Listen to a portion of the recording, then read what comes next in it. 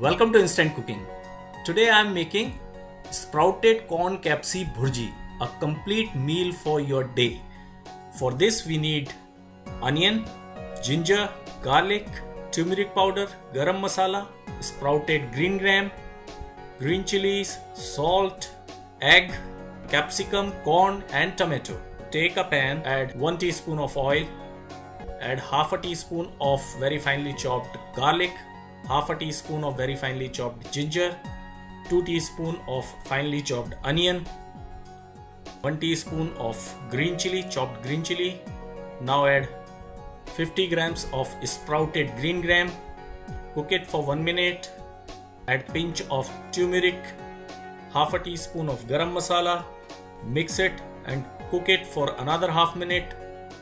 Now add 2 teaspoon of American corn. Mix it and cook it for another 1 minute. Add 1 chopped tomato. Salt to taste. Mix it. Cover it and leave it for 1 minute.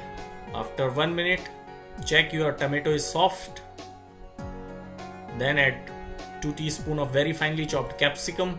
Now add egg, 2 eggs.